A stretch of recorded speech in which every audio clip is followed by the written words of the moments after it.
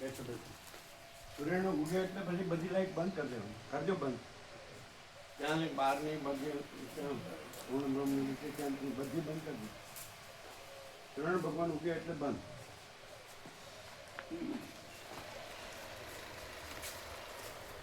બેસો બધા બેસો.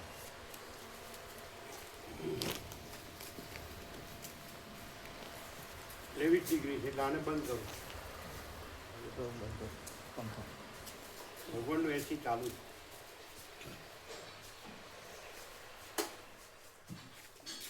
બારકી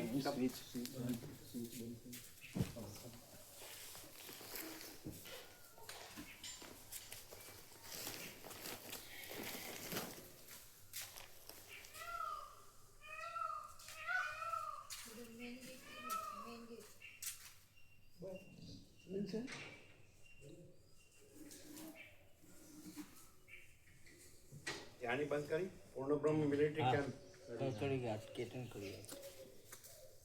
उधर का बंद की बधी एक सुधीनी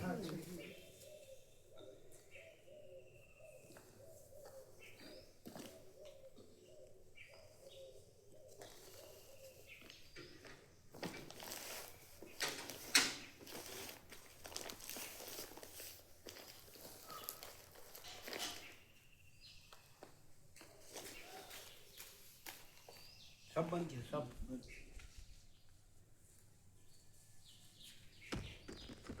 सूर्यास्त के बाद चालू करने का, सूर्योदय के बाद बंद कर देंगे, है ना. ये तो सूर्य भगवान है ही.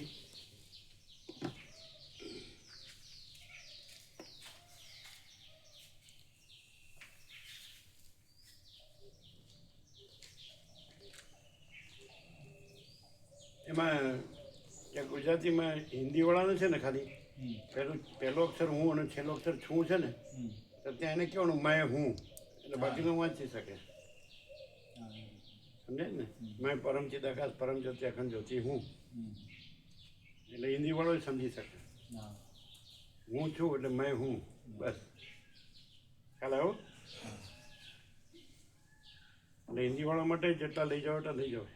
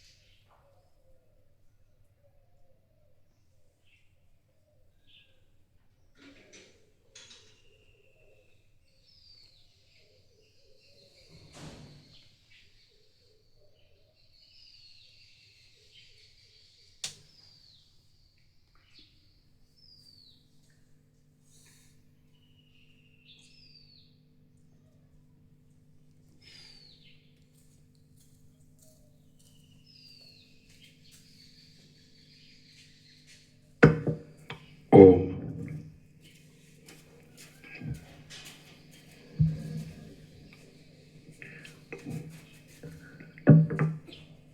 ओम ओम ओम.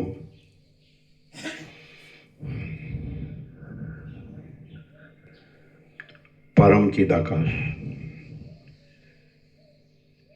परम ज्योति अखंड ज्योति महाचिदाकाश स्वयं प्रकाश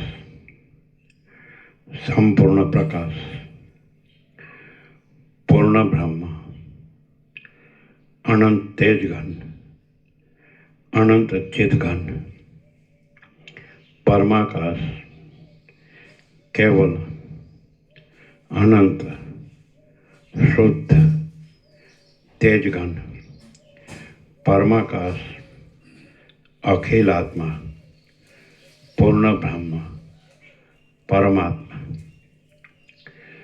परम चिदाकाश परम ज्योति अखंड ज्योति अनंत पूर्ण परम चिदाकाश परम शांति, स्वयं सिद्ध, स्वयं प्रकाश, स्वयं पूर्ण, स्वस्वरूप, यही सब कुछ है, इसके सिवा कुछ नहीं है। शून्यभास, अनंत कोटि, महाकल्पो है ही नहीं। महाचिदाकाश, स्वयं प्रकाश, संपूर्ण प्रकाश, महाचिदाकाश ज्योति, अनंत, अखंड, अभेद, महाचिदाकाश ज्योति, महातत्व, महासामान्य, महाचिदाकाश, स्वसंवेद्य, सहज निर्विकल्प, महाचिदाकाश, परम कैवल्य, परम शांति, परम चिदाकाश, अनंत, पूर्ण, निरपेक्ष, सत्य, अनंत, संपूर्ण, अपरिग्रह, निर्भ्रांत, निरपेक्ष। वशिष्ठ राम उपशम प्रकरण राउंड 40मो राउंड।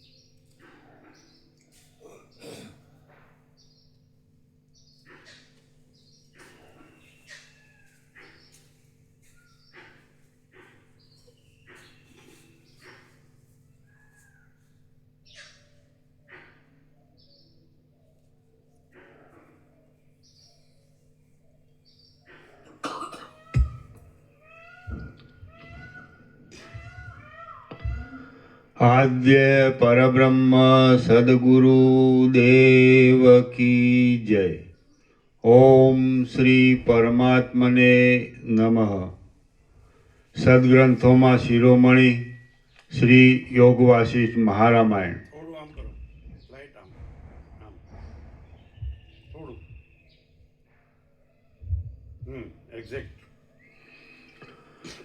सद्ग्रंथों में शिरोमणि श्री योग वासिष्ठ महारामायण उपशम प्रकरण सर्ग 54मो पेज नंबर 690 सर्ग 54मो।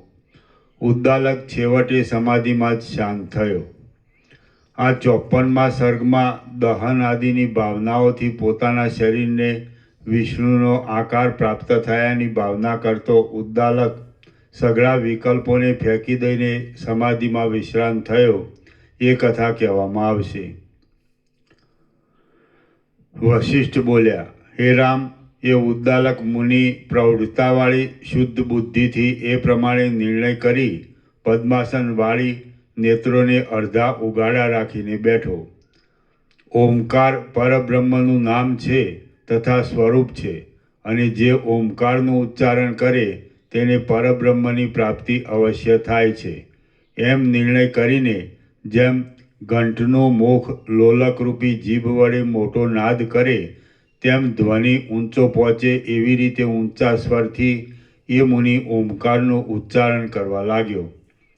ए उद्दालकनो ओमकार वृत्ति में प्रतिबिंबित थयेलुं चैतन्य अने कूटस्थ जीव चैतन्य ओमकारनी छेल्ली अर्धमात्रानी उपर प्रकट थयेला निर्मल परब्रह्म में ज्यां सुधी तल्लीन थया त्यां सुधी ते उद्दालके ओमकारनुं उच्च स्वरे उच्चारण कर्या कर्युं।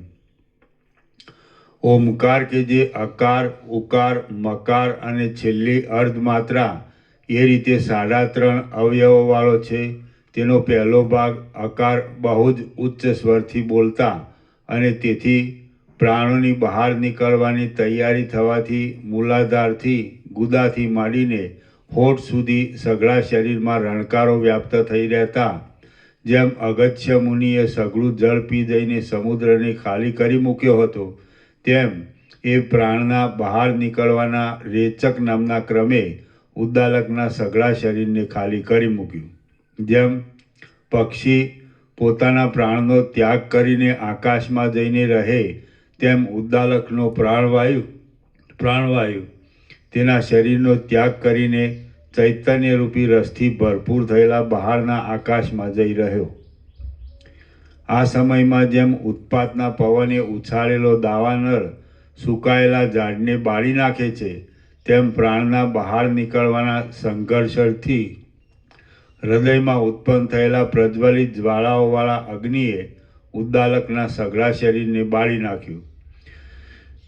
હે રામ, ઓમકારના પહેલા ભાગનું ઉચ્ચારણ થતાં શરીરના શોષણ કૌંસમાં ખાલી થવારૂપ પ્રાણની આકાશમાં સ્થિતિરૂપ હૃદયમાંથી અગ્નિની ઉત્પત્તિરૂપ અને તે અગ્નિથી શરીરના બળી જવારૂપ સઘળી દશાઓ ઉદ્દાલકે સમાધિના નિયમ પ્રમાણે ભાવનાથી માની લીધી હતી એમ સમજવું, પણ હઠયોગથી કરી હતી એમ સમજવું નહીં. કેમ કે હઠયોગથી પ્રાણને બહાર કાઢવામાં આવે તો મૂર્છા તથા મરણ આદિ દુઃખો થવાનો પ્રસંગ થાય છે. પછી ઓમકારનો બીજો ભાગ ઉકાર અનુદાત્ત સ્વરથી બોલતા પ્રાણવાયુનો નિશ્ચળ તથા ભરપૂર રહેવારૂપ કુંભક નામનો બીજો ક્રમ થયો કે જે ક્રમમાં પ્રાણવાયુ કુંભમાં મોઢા સુધી ભરેલા જળની પેઠે બહાર, વચમાં, ઊંચે, નીચે કે બીજા ભાગોમાં કાંઈ પણ ક્ષોભ પામતો નથી. એ ક્રમમાં તેણે શરીરને બાળી નાખ્યું. તે અગ્નિ વીજળીના અગ્નિની પેઠે ક્ષણ માત્રમાં શાંત થઈ ગયો અને સઘળા શરીરની હિમના જેવી દોડી સ્વચ્છ ભસ્મ દેખાવા લાગી. આ સ્થિતિમાં શરીરના અસ્થિઓ જાણે કપૂરના ચૂર્ણથી બનાવેલી શૈયામાં સુખથી સૂતા હોય એવા ધોળા અને ગતિ વિનાના જોવામાં આવ્યા. વંટોળિયાએ ઊંચી આણેલી તે હાડકાવાળી ભસ્મને જાણે હાડકાનું અને ભસ્મનું ધારણ કરવાના નિયમો રુદ્રનો કોઈ ભક્ત હોય એવા ઊંચે ચાલેલા પ્રચંડ વાયુઓ જાણે તપથી અત્યંત કૃશ થયેલો હોય એવા પોતાના અદૃશ્ય આકારમાં જોડી દીધી. પ્રચંડ પવને ઉડાડેલી એ હાડકાવાળી ભસ્મ આકાશને ઘેરી લઈને ક્ષણ માત્રમાં જેમ શરદ ઋતુના મેઘનું ઝાકળ ક્યાંય જતું રહે છે તેમ ક્યાંય જતી રહે છે. હે રામ, ઓમકારના બીજા ભાગના ક્રમમાં અગ્નિના શાંત થવારૂપ, ભસ્મના દેખાવરૂપ અને વાયુથી ભસ્મના ઊંચે ચડવારૂપ તથા ઉડી જવારૂપ સઘળી દશાઓ ઉદ્દાલક મુનિએ સમાધિના નિયમ પ્રમાણે ભાવનાથી માની લીધેલી હતી એમ સમજવું, પરંતુ હઠયોગથી કરી હતી એ પ્રમાણે સમજવું નહીં. કારણ કે હઠયોગ અત્યંત દુઃખદાયી છે. પછી ઓમકારના ત્રીજા ભાગરૂપ અકારના ઉચ્ચારણનો સમય કે જે શાંતિ આપનાર છે તેમાં પ્રાણવાયુનો પૂરક નામનો ત્રીજો ક્રમ થયો. એના નીચે ટાંચ છે. જો કે રેચક, કુંભક અને પૂરક એ ત્રણેય ક્રમોમાં સઘળા ઓમકારનો ઉપયોગ કરવામાં આવે છે, પણ તેના જુદા જુદા ભાગોનો જુદો જુદો ઉપયોગ કરવામાં આવતો નથી. તો પણ રેચકમાં તેનો પહેલો ભાગ જ લંબાવાય છે, કુંભકમાં વચલો ભાગ જ લંબાવાય છે અને પૂરકમાં છેલ્લો ભાગ જ લંબાવાય છે. માટે આ વિભાગો કહ્યા છે. પછી ઓમકારના ત્રીજા ભાગરૂપ મકારના ઉચ્ચારણનો સમય કે જે શાંતિ આપનાર છે તેમાં પ્રાણવાયુઓનો પૂરક નામનો ત્રીજો ક્રમ થયો. એ ક્રમમાં પ્રાણવાયુઓનું પૂરાવું પાછું પેસવું થાય છે, માટે તે ક્રમ પૂરક કહેવાય છે. એ અવસર જીવ ચૈતન્યમાં ભાવનાથી ધારેલા અમૃતના મધ્યમાં રહેલા પ્રાણવાયુઓ બહારના આકાશમાં હિમના દર્શન જેવી સુંદર શીતળતાને પ્રાપ્ત થયા. જેમ આકાશના મધ્યમાં રહેલી વરાળો અનુક્રમથી શીતળ મેઘપણાને પ્રાપ્ત થાય છે, તેમ આકાશના મધ્યમાં રહેલા તે પ્રાણવાયુઓ અનુક્રમે ચંદ્રના મંડળપણાને પ્રાપ્ત થયા અમૃતમય કળાઓના સમુદ્રોથી સંપૂર્ણ થયેલા, જાણે રસાયણનો જ મહાસમુદ્ર હોય એવા, અને જાણે ધર્મમેઘ નામની સમાધિ હોય તેમ હર્ષથી ભરપૂર થયેલા તે ચંદ્રમંડળમાં જેમ ચંદ્રના કિરણો જાળિયાઓમાં સ્ફટિકની લાકડીઓ જેવા થઈ જાય છે, તેમ તે પ્રાણવાયુઓ અમૃતમય કિરણોની ધારારૂપ થઈ ગયા. જેમ ગંગા આકાશમાંથી સદાશિવના મસ્તક ઉપર પડી હતી, તેમ તે અમૃતમય ધારા આકાશમાં શરીરથી અવશેષ રહેલી ભસ્મની ઉપર પડી. એ ધારા પડવાથી જેમ ફરતા મંદરાચળવાળા સમુદ્રમાંથી પારિજાત નામનું વૃક્ષ પ્રકટ થયું હતું, તેમ ચંદ્રના બીમ સરખી શોભાવાળું 4 હાથવાળું શરીર પ્રકટ થયું. નારાયણના શરીર રૂપે ઉદય પામેલું પ્રફુલ્લિત નેત્રકમળોવાળું, પ્રસન્ન મુખ કમળવાળું અને સુંદર કાંતિવાળું એ ઉદ્દાલકનું શરીર શોભવા લાગ્યું. જેમ જળના સમૂહો સરોવરને પૂર્ણ કરે છે અને જેમ વસંતના રસો વૃક્ષને પૂર્ણ કરે છે, તેમ અમૃતમય પ્રાણવાયુઓએ એ શરીરને પૂર્ણ કરી દીધું. જેમ જળ ફેલાયેલી ચકરીઓવાળી ગંગા નદીને પૂર્ણ કરે છે, તેમ લાગુ થયેલા પ્રાણવાયુએ ચકરીઓના આકારવાળી અને અંદર રહેનારી કુંડલિની નામની શક્તિને પૂર્ણ કરી. જેમ શરદ ઋતુમાં છેલ્લી વૃષ્ટિથી ધોવાયેલું અને તરત સુકાયેલું પૃથ્વીનું તળ પોતામાં લાગેલો વર્ષા ઋતુનો કાદવ આદિ મેલ ટળી જવાથી નિર્મળ થઈને લોકોને પરદેશ જવા આદિના કાર્યમાં યોગ્ય થાય છે, તેમ દાહ થયાની તથા અમૃતથી ભીંજાવા આદિની ભાવનાઓથી ધોવાયેલું એ ઉદ્દાલકનું શરીર નિર્મળ નારાયણના શરીરરૂપ થઈને સમાધિના કામમાં યોગ્ય થયું. પછી ઉદ્દાલકે પદ્માસનથી દેહની દ્રઢ સ્થિતિ કરી. જેમ હાથીને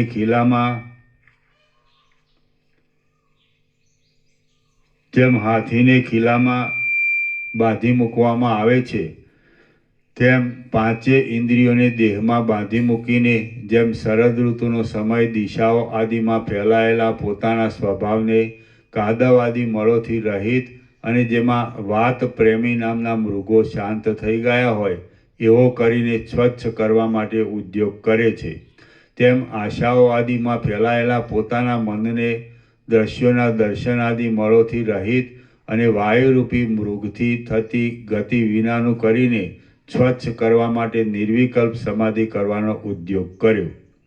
નિર્વિકલ્પ સમાધિ કરવાના સમયમાં જેમ બરાબર ઠોકીને ધરતીમાં નહીં ઉતારેલા ખીલામાં બાંધેલી ઘોડાની સાંકળ પોતે ખેંચતા ખીલાને પણ ઉખેડીને ખેંચી જાય છે, તેમ ઘર તથા મિત્ર આદિની ચિંતા ઉદ્દાલકના મનને ખેંચી જવા લાગી. એ સમયે જેમ વહી જતા જળને સેતુ પાળ બળાત્કારથી રોકી દે છે, તેમ ઉદ્દાલકે વિષયોમાં દોડતા અને વ્યાકુળ થયેલા પોતાના પ્રમત્ત ચિત્તને નિર્મળ રાખવારૂપ બળાત્કારથી રોકી દીધું. જેમ સંધ્યાકાળ નિશ્ચળ અને આંખની કીકીઓ જેવા કાળા ભ્રમરોવાળા કમળોને અર્ધા નિમીલિત બિડાયેલા કરે છે, તેમ ઉદ્દાલકે અવિચળ કીકીઓથી સુંદર લાગતા પોતાના બંને નેત્રોને ઉપર તથા નીચેની બંને પાંપણો સ્થિર રાખીને અર્ધા મીંચી દીધા. જેમ કોઈ મહાપુરુષના જન્મનો સમય પવનના વેગને ક્ષોભથી રહિત કરે છે, તેમ ઉદ્દાલકે પ્રથમ પ્રાણના તથા અપાનના વેગને ક્ષોભથી રહિત કર્યો. જેમ કાચબો પોતાના અંગોને પોતાની અંદર જ સંતાડે છે, તેમ ઉદ્દાલક પોતાની ઇન્દ્રિયોને વિષયોમાં નહીં જવા દેતા અંદર જ રાખવા લાગ્યો. અને તેમ કરવાથી તેણે જેમ તલથી તેલ જુદું કરવામાં આવે છે, તેમ ઇન્દ્રિયોને વિષયોથી જુદી કરી. જેમ કોડિયાથી ઢાંકી દીધેલો મણિ પોતાના દૂર ફેલાયેલા કિરણોને તરત સંકોચી લે છે, તેમ ધીર બુદ્ધિવાળા એ ઉદ્દાલકે બાહ્ય વિષયોમાં અત્યંત દૂર દોડી જતી સઘળી વૃત્તિઓને સંકોચી લીધી. જેમ વૃક્ષ માગશર મહિનામાં શાખાઓની અંદર રહેલા રસોને લીન કરી નાખે છે, તેમ ઉદ્દાલકે મનની વાસનાઓ રૂપી અંદરના વિષયોને અધિષ્ઠાનમાં ખેંચી લઈને તેને દૂર કરી નાખ્યા. જેમ પાણીથી ભરેલા ગળાના મોઢાને ક્યાંયથી પવનનો સંચાર ન થાય એવી રીતે રોકી દેવામાં તે ગળાના બીજા છિદ્રોમાંથી જળજરતું રોકાઈ જાય છે, તેમ ઉદ્દાલકે પાનીઓ વડે ગુદાને દબાવી દીધી. તેથી શરીરના નવે દ્વારના પવનો રોકાઈ ગયા. જેમ મેરુ પર્વત પોતાના તથા રત્નોના પ્રકાશવાળી આવરણ વિનાની અને કલ્પવૃક્ષોના પુષ્પોથી શોભાયમાન લાગતી પોતાના શિખરની ધારને અક્કડ રાખે છે, તેમ ઉદ્દાલકે આત્માના કૌંસમાં પોતાના પ્રકાશવાળી વસ્ત્રાદિના આવરણ વિનાની અને મોક્ષરૂપી કમળથી શોભાયમાન લાગતી ડોકને અક્કડ રાખી. જેમ ઉપાયોથી વશ કરેલા ઉન્મત્ત હાથીને વિંધ્યાચલના ખાડામાં પૂરી રાખવામાં આવે છે, તેમ ઉદ્દાલકે ધ્યાન આદિથી વશ કરેલા મનને પોતાના હૃદયમાં પૂરી રાખ્યું. શરદ ઋતુના આકાશની પેઠે અત્યંત નિર્મળ સૌમ્યપણાને પામેલા એ ઉદ્દાલકે વાયુ વિનાના પૂર્ણ સમુદ્રની અવિચળ શોભાને હરી લીધી. વાયુ વિનાના પૂર્ણ સમુદ્ર જેવો જણાવા લાગ્યો. જેમ પવન પોતાની આગળ ઉડતા મચ્છરોને દૂર કરી નાખે છે, તેમ ઉદ્દાલકે વચમાં પ્રતિભાસ રૂપે દેખાતા વિપરીત ભાવનાઓ રૂપી ઘણા વિકલ્પોને દૂર કરી નાખ્યા. જેમ વીર પુરુષ રણમાં વારંવાર સામા ધસી આવતા શત્રુઓને ખડગથી કાપી નાખે છે, તેમ ઉદ્દાલકે વારંવાર સામા ધસી આવતા પ્રતિભાસોને મનથી પૂરી રીતે કાપી નાખ્યા. આમ વિષયોનો સમૂહ કપાઈ જતા ઉદ્દાલકે પોતાના હૃદયાકાશમાં વિવેકરૂપી સૂર્યને ઢાંકી દેનારું અને ચપળ આંજણના જેવું કાળું તમોગુણના વધારાથી થયેલું અંધારું જોયું. જેમ પવનથી કાજળને ઉડાડી મૂકવામાં આવે છે, તેમ ઉદ્દાલકે સત્વગુણની ભાવનાને લીધે સારી પેઠે પ્રકાશિત કરેલા મનરૂપી સૂર્યથી તે અંધારાને ઉડાડી મૂક્યું. કમળ જેમ રાત્રિનું અંધારું શાંત થતાં પ્રાતઃકાળના પ્રકાશને દેખે છે, તેમ ઉદ્દાલકે અંધારું દૂર થતાં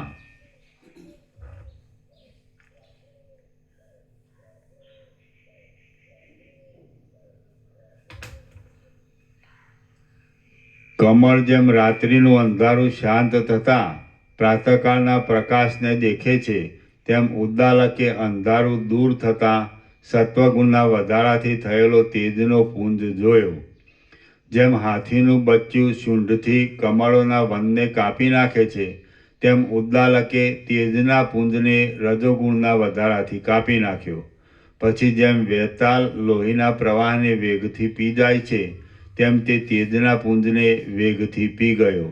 આમ તેજનો પુંજ વિરામ પામી જતાં રજોગુણના વધારાથી ગુમવા લાગેલું તેનું ચપળ મન પોતાને કોઈ પણ વિષય નહીં મળવાને લીધે રાત્રિના કમળની પેઠે અને મધથી ઘેરાયેલા માણસની પેઠે નિદ્રાને પ્રાપ્ત થયું. જેમ વાયુ વાદળાઓની ઘટાને કાપી નાખે છે, મદોન્મત્ત હાથી નીલકમલિનીઓને કાપી નાખે છે અને સૂર્ય રાત્રિને કાપી નાખે છે, તેમ ઉદ્દાલકે તે નિદ્રાને પણ તરત કાપી નાખી. આમ નિદ્રા જતી રહ્યા પછી જેમ માણસને સૂર્યના તડકાની સામે આકાશમાં દ્રષ્ટિ ફેંકતા અનેક આકારોવાળા કુંડાળા દેખાય છે, તેમ ઉદ્દાલકના મનને વાસનાથી કલ્પાયેલા રૂપવાળું આકાશ દેખાવા લાગ્યું. જેમ મેઘ તમાલના પુષ્પને દૂર કરી નાખે છે, પવન ઝાકળને દૂર કરી નાખે છે અને દીવો અંધારાને દૂર કરી નાખે છે, તેમ ઉદ્દાલકે તરત તે સ્વચ્છ આકાશને પણ દૂર કરી નાખ્યું. જેમ નિદ્રા જતી રહેતા મદિરાના મદવાળો માણસ મૂઢ થઈ જાય છે, તેમ આકાશ જતું રહેતા ઉદ્દાલકનું મન મૂઢ થઈ ગયું. જેમ સૂર્ય રાત્રિએ ઉત્પન્ન કરેલી ઠંડીને લોકમાંથી દૂર કરી નાખે છે, તેમ પ્રૌઢ વિચારવાળા અને એ ઉદ્દાલકે તે મનના મૂઢપણાને પણ દૂર કરી નાખ્યું. પછી અંધકાર, તેજ, નિદ્રા તથા મૂઢપણું ઇત્યાદિથી રહિત થયેલું ઉદ્દાલકનું મન વાણીથી વર્ણવી શકાય નહીં એવી નિર્વિકલ્પ સમાધિને પ્રાપ્ત થઈને થોડીક વાર શાંત થયું. હે રામ, જેમ પાળથી રોકાયેલું તળાવનું પાણી પાછું વાળીને પોતાના ઠેકાણે જાય, પાછું વળીને પોતાના ઠેકાણે જાય, તેમ ઉદ્દાલકનું મન નિર્વિકલ્પ સમાધિમાં થોડી વાર શાંત થઈ પાછું વિક્ષેપના સંસ્કારોની પ્રબળતાને લીધે તરત જ જગતના દેખાવવાળી વૃત્તિને પ્રાપ્ત થયું. ધ્યાન આદિના લાંબા અનુસંધાનને લીધે અને નિર્વિકલ્પ સમાધિમાં મળેલા આનંદના અનુભવના સંસ્કારને લીધે જગતના દેખાવવાળી વૃત્તિમાંથી પાછું નિર્વિકલ્પ સમાધિમાં ખેંચાવા લાગેલું એ ઉદ્દાલકનું મન વચમાં જેમ સોનું નુપુરપણાને પ્રાપ્ત થાય છે, તેમ ઈષ્ટદેવ આદિ ચેતન પદાર્થોના દેખાવવાળી સવિકલ્પ સમાધિને પ્રાપ્ત થયું.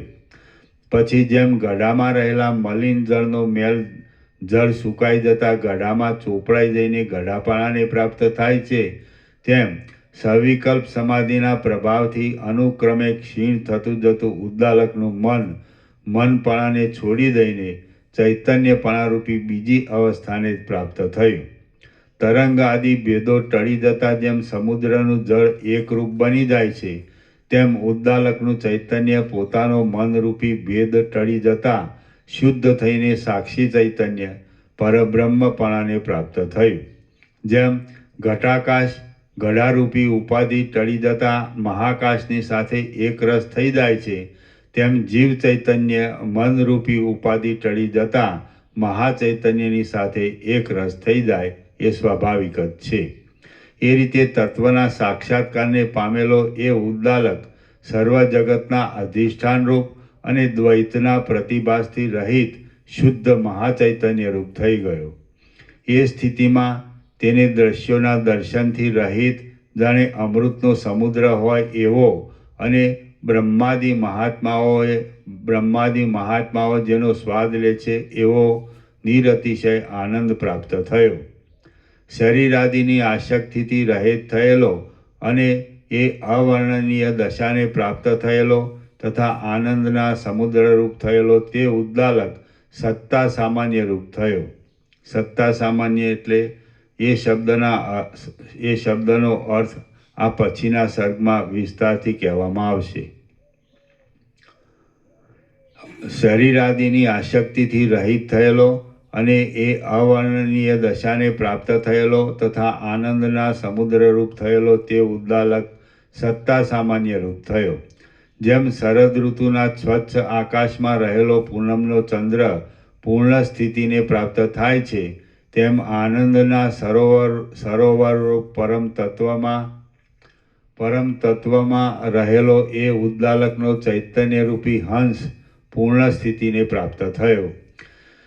એ ઉદ્દાલક વાયુ વિનાના સ્થળના દીવા જેવો, ચિત્રમાં આલેખેલા જેવો, તરંગોથી રહિત થયેલા સમુદ્ર જેવો અને વરસી રહીને ગર્જનાથી પણ રહિત થયેલા મેઘ જેવો થઈ ગયો.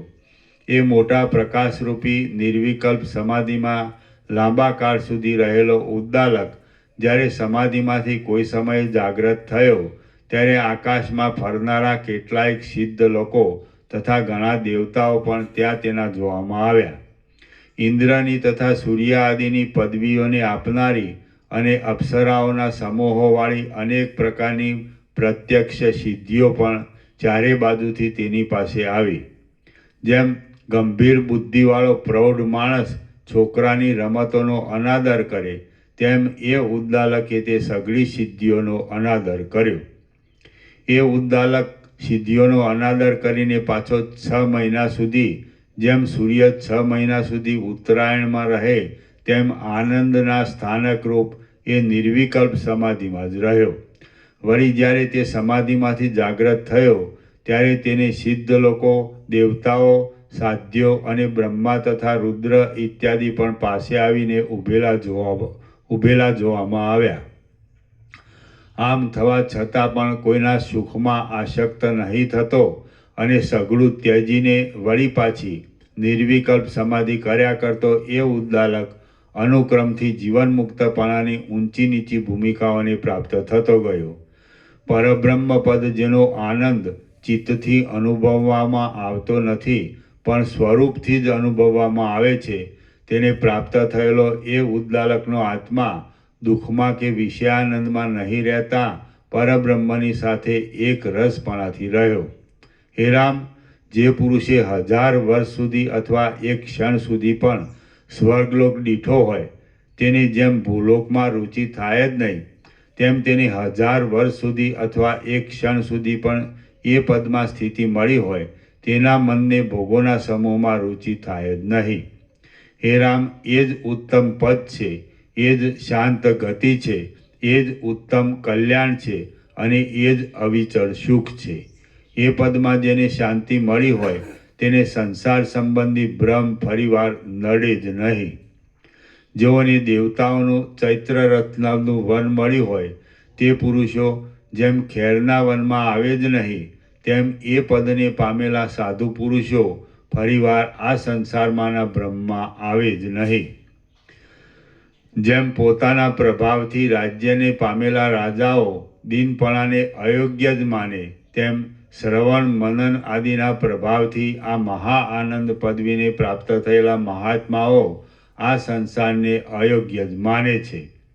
બોધ પામેલું અને નિર્વિકલ્પ સમાધિમાં શાંત થયેલું ચિત્ત બીજા લોકોના મોટા પ્રયત્નથી જાગ્રત દશાને પ્રાપ્ત થાય છે અને કોઈ સમયે તે દશાને પ્રાપ્ત નથી પણ થતું. જેમ ચૈત્ર માસમાં ઝાકળના સમૂહમાંથી સૂર્ય બહાર નીકળે છે, તેમ સિદ્ધિઓને દૂર કાઢી મૂકી 6 મહિના સુધી નિર્વિકલ્પ સમાધિમાં રહીને પાછી તે ઉદ્દાલક નિર્વિકલ્પ સમાધિમાંથી બહાર નીકળ્યો, જાગ્રત થયો. હવે જાગ્રત થયેલા તે ઉદ્દાલકે પાછી તેની તે ઉત્તમ તેજવાળી, પ્રણામ કરવામાં તત્પર થયેલી, ચંદ્રના બિંબ સરખા સુંદર શરીરોવાળી અને જેઓના ભ્રમરો તથા ચામરો મંદારના પુષ્પોના ધોળા પરાગોથી વ્યાપ્ત થઈ રહ્યા હતા એવી અપ્સરાઓને દીઠી, અને જેઓની સુંદર પતાકાઓ ચલાયમાન થતી હતી એવા સ્વર્ગલોકના વિમાનોને પણ દીઠા. જેઓના હસ્તકમળોમાં દર્ભની પવિત્રીઓ શોભી રહી હતી એવા હું કૌંસમાં વશિષ્ઠ આદિ મુનિઓને પણ દીઠા. અને વિદ્યાધરીઓથી વીંટાયેલા મોટા મોટા વિદ્યાધરોને પણ દીઠા. એમણે એ મહાત્મા ઉદ્દાલક મુનિને કહ્યું કે હે મહારાજ, કૃપા કરીને અમારા પ્રમાણોની ઉપર દ્રષ્ટિ કરો. આ વિમાનમાં બિરાજીને સ્વર્ગના નગરમાં પધારો. સ્વર્ગલોક જ જગતની સઘળી ભોગ સંપત્તિઓની પરાકાષ્ઠારૂપ છે. હે મહારાજ, આ ચાલતો કલ્પ પૂરો થતા સુધી મન માનતા યોગ્ય ભોગોને ભોગવો. સઘળી તપ સંબંધી ક્રિયાઓ સ્વર્ગ આદિના સુખો ભોગવવા માટે જ કરવામાં આવે છે. હારોને તથા ચામરોને ધારણ કરનારી આ વિદ્યાધર લોકોની ઉત્તમ સ્ત્રીઓ જેમ હાથણીઓ હાથીની સેવા કરવા સારું હાથીની પાસે ઊભી રહે, તેમ આપની પાસે ઊભી રહી છે, તે જુઓ. ધર્મના તથા અર્થના ફળરૂપ કામ જ છે અને કામના સારરૂપ સ્ત્રીઓ જ છે. જેમ મંજરીઓ વસંતમાં થાય છે, તેમ કામના સારરૂપ ઉત્તમ સ્ત્રીઓ સ્વર્ગલોકમાં થાય છે. હે રામ, એ અતિથિઓએ એ રીતે કહ્યું છતાં પણ ઉદ્દાલક તે સર્વનું યોગ્ય રીતે પૂજન કરીને કાંઈ સંભ્રમ પામ્યા વિના જ ઊભો રહ્યો. ત્યારે ધીર બુદ્ધિવાળા એ ઉદ્દાલક એ વિભૂતિઓનું ગ્રહણ કે ત્યાગ કાંઈ પણ નહીં કરતા હે સિદ્ધ લોકો પધારો એટલું જ બોલીને પાછો સમાધિ ધરવામાં તત્પર થયો. પછી સ્વધર્મમાં તત્પર રહેનારા અને ભોગોમાં અરુચિવાળા તે ઉદ્દાલકની કેટલાક દિવસો સુધી આસક્ત થવાની આશા રાખી અંતે નિષ્ફળ થઈ પ્રણામ આદિ કરીને તે સિદ્ધ લોકો પોતાની મેળે ચાલ્યા ગયા. જીવન મુક્ત થયેલો એ ઉદ્દાલક મુનિ વનોના ભાગોમાં, મુનિઓના આશ્રમોમાં, મેરુ, મંદાર, કૈલાસ, હિમાલય તથા વિંધ્ય આદિ પર્વતોના શિખરોમાં, દ્વીપોના ઉપવનોમાં, દિશાઓની કુંજોમાં, જંગલોમાં અને બીજા પણ કેટલાયક અરણ્યોને લગતા પ્રદેશોમાં જ્યાં સુધી ઈચ્છા હતી ત્યાં સુધી જેમ અનુકૂળ લાગ્યું તેમ વિચર્યો. પરમપદને પ્રાપ્ત થયેલો એ ઉદ્દાલક બ્રાહ્મણ ત્યારથી માંડીને પર્વતોની ગુફાઓમાં ધ્યાનરૂપી લીલા કરવા સારું રહેવા લાગ્યો.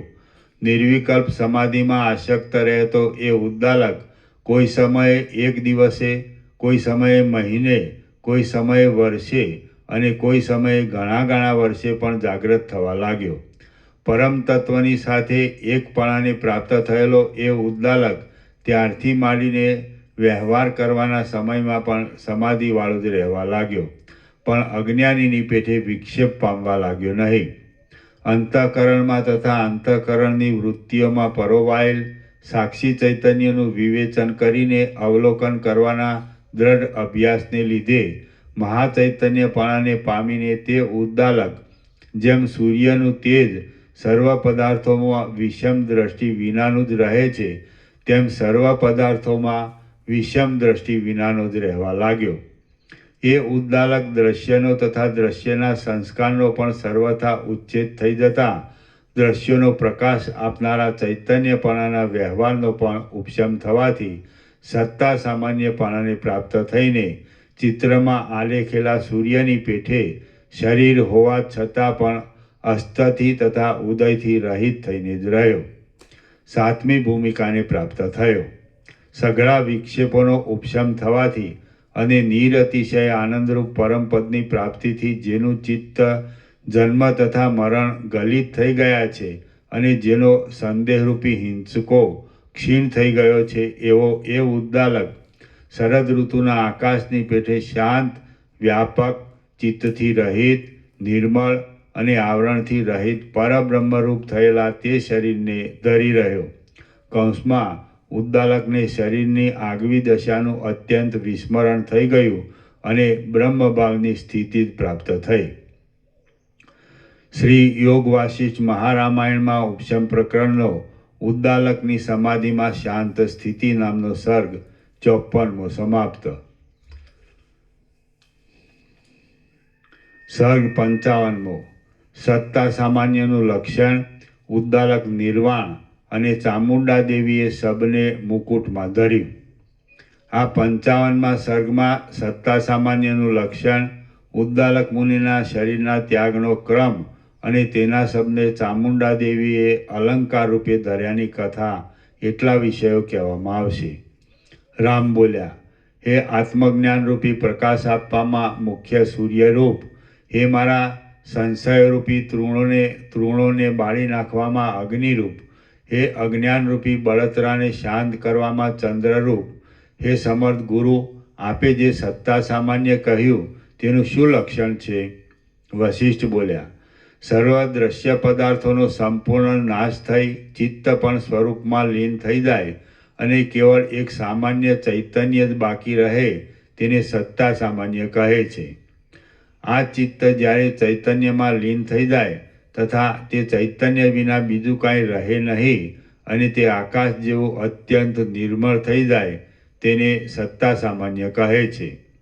જ્યારે બહારના તથા અંદરના દ્રશ્યો સહિત જે કાંઈ આ જગત છે તેને અત્યંત બાદ કરીને કેવળ અખંડ ચૈતન્ય જ રહે ત્યારે સત્તા સામાન્ય કહેવાય છે. જ્યારે સઘળા પદાર્થો વાસ્તવિક રીતે અખંડ અને અનુપમ અનુભવરૂપ જ થઈ જાય ત્યારે સત્તા સામાન્ય થયું કહેવાય છે. જેમ કાચબાના અંગો કાચબામાં લીન થાય છે તેમ સઘળા દ્રશ્યો જ્યારે ભાવનારૂપી યત્ન વિના સહજ રીતે પોતાના ચૈતન્યમાં લીન થઈ જાય ત્યારે ચૈતન્ય સત્તા સામાન્ય કહેવાય છે. આ સત્તા સામાન્ય રૂપી ઉત્તમ દ્રષ્ટિ કે જે તુર્યાતીત પદ જેવી જ છે તે દેહના ભાનવાળા મુક્ત પુરુષને પણ પાંચમી તથા છઠ્ઠી ભૂમિકામાં આરૂઢ થયેલાને પણ અને દેહના ભાન વગરના મુક્ત પુરુષને પણ સાતમી ભૂમિકામાં આરૂઢ થયેલાને પણ થાય છે. પરંતુ એમાં વિશેષતા એટલી જ છે કે દેહની પ્રતીતિવાળા મુક્ત પુરુષને સમાધિમાં જ થાય છે અને દેહની પ્રતીતિ વિનાના મુક્ત પુરુષને તે જાગ્રત અવસ્થામાં પણ રહે છે. જ્ઞાનથી થનારી આ દ્રષ્ટિ અજ્ઞાનીને તો થતી જ નથી. પ્રૌઢ જ્ઞાનવાળા સઘળા જીવનમુક્ત પુરુષો આ દ્રષ્ટિમાં રહેવાને લીધે જેમ પૃથ્વીમાં પારદ આદિ સિદ્ધ રસો અને આકાશમાં પવન રજનો સ્પર્શ પામ્યા વિના જ રહે છે તેમ આ લોકના તથા પરલોકના ભોગોની તૃષ્ણાનો સ્પર્શ પામ્યા વિના જ રહે છે. હે રામ, પૃથ્વીમાં ફરનારા મારા જેવા સર્વ પુરુષો, આકાશમાં ફરનારા નારદ આદિ પુરુષો અને તેઓથી પણ ઉપર રહેનારા બ્રહ્મા, વિષ્ણુ તથા સદાશિવ આદિ મહાત્માઓ આ સત્તા સામાન્ય રૂપી દ્રષ્ટિમાં જ રહ્યા છે. એ ઉદ્દાલક સઘળા ભયોનો નાશ કરનારી આ સત્તા સામાન્ય રૂપી પદવીનો આશ્રય કરીને પોતાના શરીરના પ્રારબ્ધનો નાશ થતા સુધી જગતરૂપી ઘરમાં રહ્યો. પછી ઘણે કાળે એ ઉદ્દાલકને હું દેહને છોડી દઈ વિદેહ મુક્ત થઈને રહું એવો દ્રઢ વિચાર ઉત્પન્ન થયો. આ દ્રઢ વિચારને લીધે એ ઉદ્દાલક પર્વતની ગુફામાં પાંદડાના આસન ઉપર પદ્માસન વાળી નેત્રોને અર્ધા ઉઘાડા રાખીને બેઠો. તેણે પાણી વડે ગુદાને રોકી ચિત્તના નવે દ્વારને રોકી દીધા. શબ્દ, સ્પર્શ આદિ વિષયોની વૃત્તિઓને વીણી વીણીને હૃદયમાં હોમી દીધી. તેમાં પોતાના સ્વરૂપભૂત અખંડ બ્રહ્મથી જ એકરસપણાની ભાવના કરી પ્રાણવાયુને રોકી દીધો અને ડોકને સ્થિર કરી રાખી જીભના મૂળને કંઠના છિદ્રમાં કમાળની પેઠે કોસી દીધું.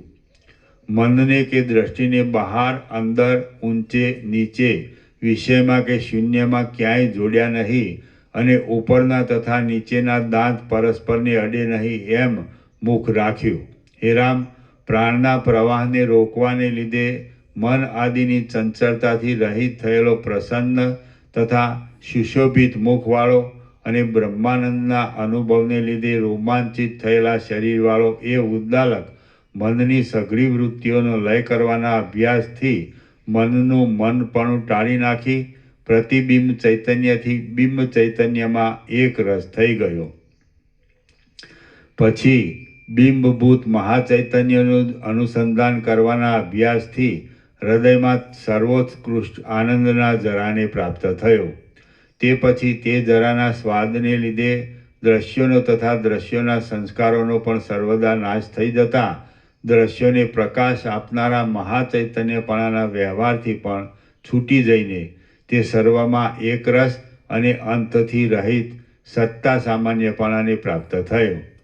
વિક્ષેપની વિષમતાથી અત્યંત રહિત થયેલા સ્વરૂપવાળો પરમ શાંતિને પ્રાપ્ત થયેલો, જેના સમાન કોઈ પણ આનંદો નથી એવા આનંદને લીધે અત્યંત સુશોભિત લાગતા મુખવાળો અને જેના આનંદના ભાવને સૂચવનારા રોમાંચો પણ શાંત થઈ ગયા હતા એવો જીવન મુક્તિની પ્રાપ્તિ થયા પછી પ્રારબ્ધના ભોગનો નાશ થતાં અવિદ્યાના આભાસથી પણ રહિત થયેલો અને જેનો દ્રશ્યોના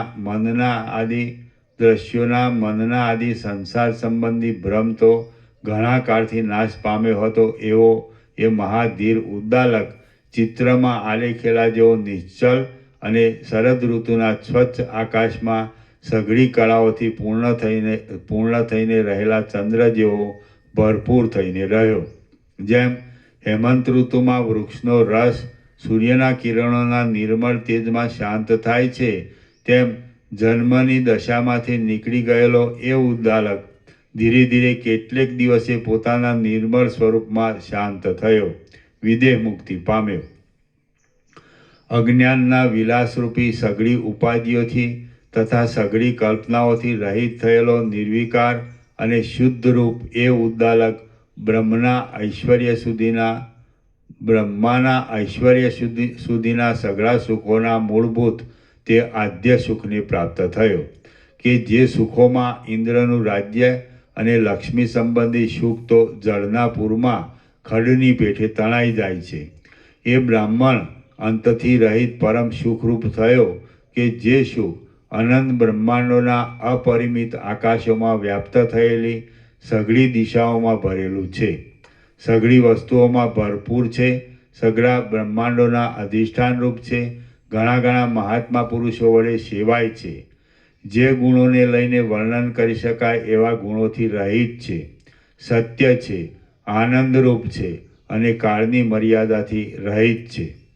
ઉદ્દાલકનો જીવ બ્રહ્મભાવને પ્રાપ્ત થતાં તેનું શરીર 6 મહિના સુધી એમને એમ બેઠું રહી સૂર્યના કિરણોથી સુકાઈ જઈને બહારના પવનના પ્રવેશથી બૂમભાટ કરવા લાગતા અને તેની નસોરૂપી તારો નાના વૃક્ષોની શાખાઓના પછડાવાથી રણકાર કરવા લાગતા જાણે પર્વતની વિનોદ કરવાની વીણા હોય એવું જણાવા લાગ્યું. આ સમયમાં જગદંબા સહિત પીળા કેશોવાળી અને સઘળી સાથે રહેનારી જોગણીઓ કોઈ ભક્તની કામના પૂર્ણ કરવાને માટે જેમ જ્વાળાઓની પંક્તિઓ અગ્નિમાં પાછી આવે તેમ આકાશમાંથી એ પર્વતની ભૂમિમાં આવી. એ જોગણીઓમાંથી રાત્રિના સમયમાં નવા ચરિત્રો કરનારી અને જેને સઘળા દેવતાઓ નમે છે તથા પૂજે છે એવી ચામુંડા દેવીએ સૂર્યના કિરણોથી સુકાયેલા એ ઉદ્દાલકના શબને પોતાના મુકુટની અણી કે જે ડાબા જમણા હાથોથી ઊંચા ઉપાડેલા ખડગના તથા ખટવાંગના મધ્યમાં શોભી રહી હતી તેની ઉપર તુરત સુંદર ભૂષણની પેઠે સ્થાપી દીધું. હે રામ, જેનું દુર્ગંધવાળું શબ પણ દેવીના મસ્તકના ભૂષણરૂપ થઈને સર્વથી ઉત્કૃષ્ટ થયું, તેને પોતાને સર્વોત્કૃષ્ટ પદ મળ્યું એમાં તો શું જ કહેવું. એ રીતે ચામુંડા નામની મોટી દેવીનું શિરોભૂષણ કે જે નવી મંદારના પુષ્પોની માળાઓથી વીંટાયેલું હતું અને જેમાં મોરના પીછાઓના સમૂહો વાદળાઓમાં ચપટ ટુકડાઓની જેમ શોભી રહ્યા હતા, તેના ઉપર રહેલો ઉદ્દાલકનું શબ જાણે અગ્રભાગના પુષ્પોના સમૂહવાળા લતાઓના ઝાડામાં પાછળથી આવીને બેઠેલો ભ્રમર હોય એવું જણાવા લાગ્યું. હે રામ, દ્રશ્યોના વિવેકથી સ્ફૂરતા બ્રહ્માનંદરૂપી પ્રફુલ્લિત પુષ્પવાળી આ ઉદ્દાલકની ચિત્તવૃત્તિમાંના ચરિત્રરૂપી લતા કે જે પુરુષના હૃદયરૂપી વનમાં ઉગીને ફેલાય તે પુરુષ આધ્યાત્મિક આદિ તાપોરૂપી સૂર્યોથી ઘેરાઈને રહેનારા વ્યવહારરૂપી જંગલમાં ફરતો હોય તો પણ તે સત્ય તથા શાંતિ આદિ ગુણોથી સુગંધ તથા શીતળતાવાળી સહજ સંતોષરૂપી છાયાથી કદી પણ વિયોગ પામતો નથી. એટલું જ નહીં, પણ તેને ઊંચામાં ઊંચું મોક્ષરૂપી ફળ પણ પ્રાપ્ત થાય છે. શ્રી યોગ વાસિષ્ઠ મહારામાયણમાં ઉપશમ પ્રકરણનો ઉદ્દાલક નિર્વાણ નામનો સર્ગ 55મો સમાપ્ત. સર્ગ 56મો. માયા અને વાસનાથી રહિત જ્ઞાની વ્યવહારમાં પણ સમાધિસ્થ છે. આ 56મા સર્ગમાં જેણે માયારૂપી અંધકારને ટાળી નાખ્યો હોય અને જેની વાસના પાતળી પડી ગઈ હોય એવો જ્ઞાની પુરુષ વ્યવહારમાં લાગ્યો હોય તો પણ તે સમાધિમાં રહ્યા બરાબર છે એમ કહેવામાં આવશે. વશિષ્ઠ બોલ્યા, હે કમળદળ સરખા નેત્રોવાળા રામ, એ પ્રમાણે વિચારના, વૈરાગ્યના તથા સમાધિના અભ્યાસક્રમથી વિહાર કરતા પોતાથી પોતાના આત્માનો અનુભવ કરીને તમે અત્યંત વિશાળ બ્રહ્મપદમાં શાંત થાઓ. શાસ્ત્રના શ્રવણથી, શાસ્ત્રના તત્વની પરીક્ષાથી, ગુરુના ઉપદેશથી અને પોતાના ચિત્તના શોધનથી સર્વદ્રશ્યોના ક્ષયનો અભ્યાસ કરીને જ્યાં સુધી તેથી થયેલા સર્વદ્રશ્યોના બાદ દ્વારા પરમ પદમાં શાંતિ મળે ત્યાં સુધી વિચાર કર્યા કરવો જોઈએ. વૈરાગ્યથી, અભ્યાસથી, શાસ્ત્રના શ્રવણથી, શાસ્ત્રના અર્થની પરીક્ષાથી, બુદ્ધિથી, ગુરુની કૃપાથી અને મનના નિગ્રહથી એ પવિત્ર પદની પ્રાપ્તિ થાય છે, અથવા એકલી બુદ્ધિથી જ એ પવિત્ર પદની પ્રાપ્તિ થાય છે.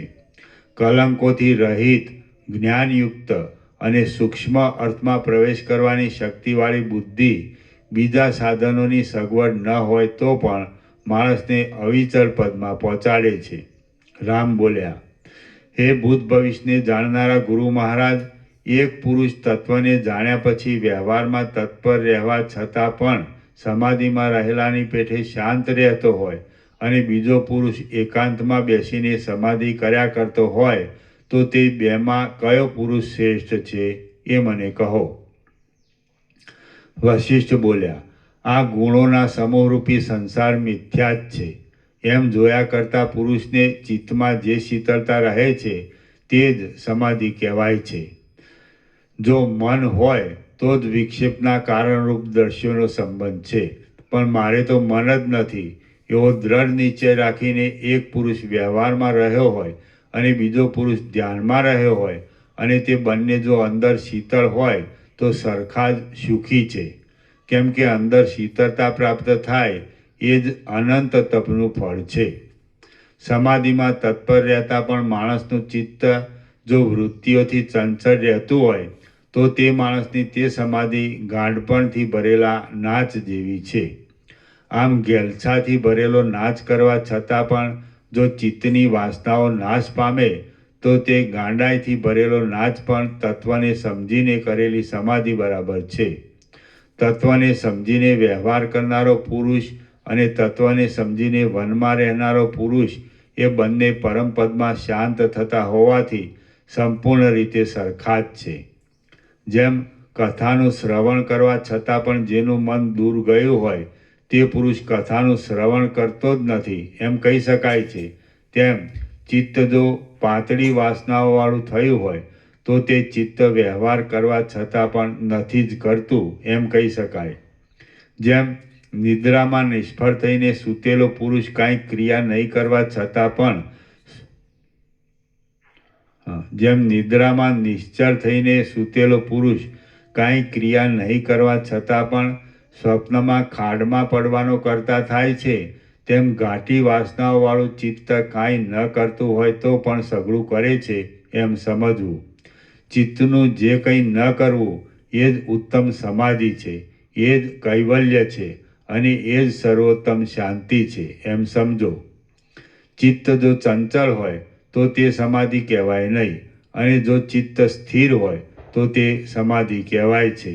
માટે તમે ચિત્તને જ વાસનારૂપી અંકુરથી રહિત કરો. જો વાસના ટળી ગઈ હોય તો ચિત્તની સ્થિરતા થઈ કહેવાય છે. આમ ચિત્તની સ્થિરતા એ જ ધ્યાન છે, એ જ કૈવલ્ય છે અને એ જ શાંતપણું છે. જો ચિત્તની વાસનાઓ પાતળી પડી ગઈ હોય તો તે ચિત્ત મોક્ષ પામવાને તૈયાર થયેલું જ કહેવાય છે. વાસનાઓ રહિત થયેલું મન અકર્તા છે અને તેવા મનથી જ પરમપદ મળે છે. જો ચિત્ત ઘાટી વાસનાઓવાળું હોય તો કર્તાપણાનું પાત્ર છે અને સઘળા દુઃખોને દેનારું થાય છે. માટે વાસનાને પાતળી કરવી જોઈએ, જેનાથી જગત ઉપરની આસ્થા શાંત થઈ જાય, શોક, ભય તથા તૃષ્ણા ટળી જાય તેમજ સ્વસ્થ થવાય. તે ઉપાય સમાધિ કહેવાય છે.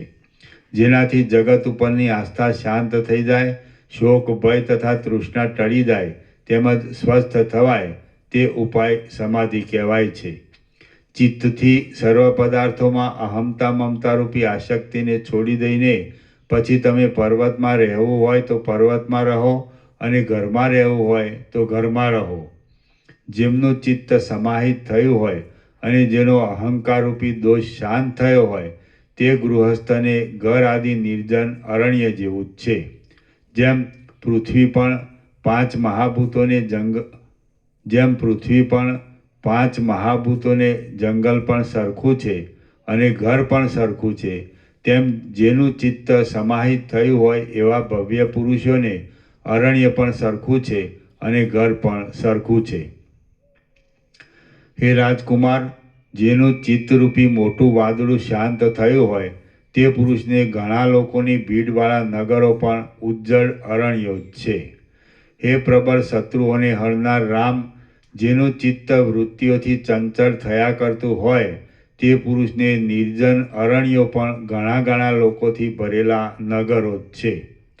જો ચિત્ત રાગ આદિ દોષોથી ખેદ પામીને ભમ્યા કરે તો તે ભ્રમણમાં અનેક પીડાઓને જુએ છે અને જો શાંત થાય તો મુક્તિ પામે છે. માટે હવે જેમ તમારી ઈચ્છા હોય તેમ કરો.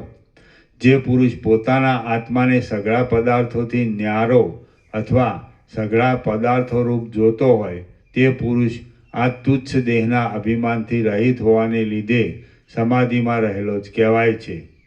અંદર વ્યાપક રૂપ થયેલા જે પુરુષના રાગદ્વેષ ક્ષીણ થઈ ગયા હોય અને સઘળા પદાર્થો તુલ્ય ભાસતા હોય તે પુરુષ સમાધિમાં રહેલો જ કહેવાય છે. હે રાજકુમાર, તત્વવેત્તા પુરુષ જગતને જગતરૂપ જોતો નથી પણ સર્વદા બ્રહ્મરૂપ જ દેખે છે તત્વવેત્તા પુરુષ જેમ સ્વપ્નમાં ભાસેલા નામરૂપવાળા પ્રપંચને મિથ્યા માને છે, તેમ જાગ્રતમાં દેખાતા નામરૂપવાળા પ્રપંચને પણ મિથ્યા માને છે. જેમ બજારમાં પોતપોતાના ધંધાના જુદા જુદા કાર્યો કરતા લોકો હોવા છતાં પણ કોઈ બીજાના કાર્યમાં ઉપયોગી નહીં થવાને લીધે બીજાઓની દ્રષ્ટિમાં નહીં જેવા જ છે, તેમ તત્વવેત્તા પુરુષને કોઈ લોકોથી સંબંધ નહીં હોવાને લીધે નગર પણ નહીં હોવા જેવું જ છે. જેનું ચિત્ત અંતર્મુખ થયું હોય એવો પુરુષ સૂતા, જાગતા અને ચાલતા પણ સર્વદા નગરને, દેશને અને ગામડાને અરણ્ય જેવું જ ગણે છે.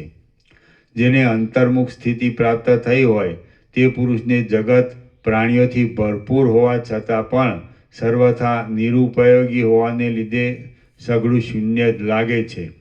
અંદર તૃષ્ણાથી તપી રહેલા સર્વ પ્રાણીઓને જગત દાવાનળની બળતરા જેવું જ લાગે છે. કેમ કે જો ચિત્ત શીતળ હોય તો બહારનું જગત પણ શીતળ લાગે છે, અને ચિત્ત જો તપી રહ્યું હોય તો બહારનું જગત પણ ધગધગતું લાગે છે. ચિત્ત જેવું અંદર હોય તેવું જ બહાર જગતરૂપ થઈને રહે છે. જેમ જેઓને તાવ ઉતરી ગયો હોય તે માણસોને સઘળું જગત શીતળ લાગે છે, તેમ જેઓને તૃષ્ણાઓ રૂપી તાપ ટળી ગયો હોય તેઓનું સઘળું જગત જીવતા સુધી શીતળ જ લાગે છે. હે રામ, સ્વર્ગ, પૃથ્વી, વાયુ, આકાશ, પર્વતો, નદીઓ અને દિશાઓ વગેરે અંતઃકરણરૂપી તત્વના જ ભાગો છે, અને જાણે અંતઃકરણથી બહાર રહ્યા હોય એવા દેખાય છે. જેમ વડ બીજમાં જ રહેલો હોવા છતાં પણ બહાર રહેલા જેવો લાગે છે, અને ગંધ પુષ્પમાં રહેલો હોવા છતાંય જાણે બહાર રહ્યો હોય એવો લાગે છે, તેમ જગત આત્મામાં રહેલું હોવા છતાં પણ જાણે બહાર રહ્યું હોય એમ ભાસે છે. હે રામ, વાસ્તવિક રીતે જોતા તો જગત ક્યાંય પણ આત્માથી બહાર રહ્યું નથી અને આત્માની અંદર પણ રહ્યું નથી, પરંતુ પૂર્વની વાસનાના બળને લીધે જે વસ્તુ જે પ્રકારથી જોવામાં આવે છે તે વસ્તુ રૂપે અને તે પ્રકાર રૂપે બ્રહ્મ જ સ્ફુરિત થયું છે એમ સમજવું યોગ્ય છે. જેમ ડાબલીમાં રહેલું કપૂર ગંધ રૂપે બહાર આવે છે, તેમ અંદર રહેલું જે આત્મતત્વ છે તે જ બહાર જગત રૂપે દેખાય છે. જેમ કપૂર ડાબલીમાં રહેલું હોવા છતાં પણ પોતાની સુગંધથી જણાઈ આવે છે, તેમ આત્મતત્વ અંદર રહેલું હોવા છતાં પણ સ્ફુરણથી જણાઈ આવે છે. સ્થૂળ જગત રૂપે તથા સૂક્ષ્મ અહંકાર રૂપે પણ આત્મા સ્ફુરે છે. એ આત્મા પોતે સ્થૂળ પણ નથી અને સૂક્ષ્મ પણ નથી, પરંતુ બહારના તથા અંદરના સઘળા સ્થૂળ સૂક્ષ્મ પદાર્થોમાં સત્તા રૂપે પરોવાયેલ છે. આ આત્મા પોતાના ચિત્તને જ પૂર્વની વાસના પ્રમાણે બહિર્મુખ ચક્ષુ આદિ ઇન્દ્રિયોથી જગત રૂપે જુએ છે, અને અંદર રહેલી વાસનાથી અંદર રહેલા સ્વપ્ન સંબંધી રાજ્ય આદિને પણ જુએ છે. બહારના તથા અંદરના એમ બંને પ્રકારના જગતને આત્માથી જુદું પાડીએ તો જગલ મુદ્દલ રહેતું જ નથી. આત્માથી જુદું ન પડતા બહારનો તથા અંદરનો ભેદ રહે તો તે જગત અહંતાના તથા મમતાના અધ્યાસથી જ બહુ જ દુઃખદાયી થઈ પડે છે. અહંતા આદિને લીધે તે ચિંતાઓથી દુઃખી થતા પુરુષને સ્વર્ગ, પૃથ્વી, વાયુ, આકાશ, પર્વતો, નદીઓ અને દિશાઓ આદિ સઘળું જગત પ્રલયકાળના આરંભની જેમ બળતરાવાળું જણાય છે. જે પુરુષ અંદર પોતાના આત્મામાં જ રુચિ રાખીને બહાર કર્મેન્દ્રિયોથી ક્રિયાઓ કરતો હોય તે પુરુષ હર્ષને કે શોકને વશ નહીં થવાને લીધે સમાધિમાં રહેલા જેવો જ કહેવાય છે. આત્માને સર્વમાં એક રીતે રહેલો જોતા અને શાંત બુદ્ધિવાળો જે પુરુષ શોક પણ ન કરે અને ચિંતા પણ ન કરે તે પુરુષ સમાધિમાં રહેલો જ કહેવાય છે. જગતની સ્થિતિને જન્મ મરણવાળી જોયા કરતો જે પુરુષ અહંતાના તથા મમતાના દેખાવાની હાંસી કરતો હોય તે પુરુષ સમાધિમાં રહેલો જ કહેવાય છે. શરદ ઋતુનો તડકો જેની ઉપર પડેલો છે એવા અને બહારથી દેખવામાં આવતા તરંગોમાં જે પીગળેલા રૂપાણા જેવી કાંતિ જોવામાં આવે છે તે કાંતિ તરંગોમાં નથી, કારણ કે તરંગોની પાસે જતા અથવા તેઓમાં ડૂબકી મારીને શોધતા તે જોવામાં આવતી નથી. વળી તે કાંતિ બહાર આકાશમાં પણ નથી, કેમ કે આકાશ અસંગ હોવાથી તેને કાંતિનો સંબંધ જ ઘટતો નથી. તેમ અહંતા તથા જગત મારામાં હોવા સંભવતા નથી, કારણ કે દ્રષ્ટામાં દ્રશ્યની સ્થિતિ ઘટતી નથી, કેમ કે અસંગમતા તથા અદ્વિતીય પરબ્રહ્મમાં દ્વૈતની સ્થિતિ ઘટે જ નહીં. માટે અહંતા તથા જગત મિથ્યા જ છે. એમ જાણવાને લીધે તત્વવેત્તા પુરુષ અહંતા તથા મમતાના દેખાવોની હાંસી કરે છે. જે પુરુષની દ્રષ્ટિમાં હુંપણું તુંપણું, જગતના વિભાગ આદિ મન અને જડનો તથા ચૈતન્યનો ભેદ પણ ન હોય તે પુરુષ જ છે, બીજો પુરુષ નથી. આકાશની જેમ નિર્લેપ રહેનારો, ઉપશમવાળો અને હર્ષના તથા રોષના વિકારોમાં લાકડા જેવો તથા ઢેફા જેવો રહેતો જે પુરુષ શાસ્ત્રનો તથા શિષ્ટ લોકોના આચારનો વિરોધ ન આવે એવી બહારના વ્યવહારની ક્રિયાઓ સારી રીતે કરતો હોય તે પુરુષને જ પુરુષ સમજવો. જે પુરુષ કોઈના ભયથી નહીં પણ સ્વભાવથી જ સઘળા પ્રાણીઓને પોતાના જેવા ગણે અને પરાયા દ્રવ્યોને માટીના ઢેફા જેવા ગણે તે પુરુષ જ દેખતો છે એમ સમજવું. અજ્ઞાની પુરુષ નાના મોટા સઘળા પદાર્થોને મિથ્યા જાણતો નથી અને અધિષ્ઠાનનો અનુભવ નહીં હોવાને લીધે સત્તા સામાન્યને પણ જાણતો નથી, માટે તે પુરુષ આંધળો જ સમજવો. જ્ઞાની પુરુષ જ જગતને જગત રૂપે મિથ્યા જાણે છે અને અધિષ્ઠાન રૂપે સત્ય જાણે છે, માટે તેને કોઈ પણ પ્રકારનો મોહ થતો નથી. બ્રહ્મવેત્તાની પદવીને પામેલો હોવાથી સર્વને સમદ્રષ્ટિથી જોનારો પુરુષ દરિદ્ર જ રહે અથવા ધનાઢ્ય થાય તો પણ તેને શોક કે હર્ષ થતો નથી. એ પુરુષને પુત્ર આદિની પ્રાપ્તિ થાય અથવા પુત્ર આદિનું મરણ થાય તો પણ તેને હર્ષ કે શોક થતો નથી. એ પુરુષ ઉત્તમ વૈભવોવાળા તથા મોટા પરિવારવાળા ઘરમાં રહે અથવા સઘળા વૈભવો વિનાના મોટા અરણ્યમાં રહે તો પણ તેને કશો વિકાર થતો નથી. એ પુરુષ કામદેવની પ્રબળતાથી મદ્યપાન કરીને નાચે અથવા સઘળા અંગોનો પરિત્યાગ કરીને પર્વતમાં નિર્વિકારપણાથી રહે તો પણ તેને પાપ કે પુણ્ય કશું સ્પર્શતું નથી.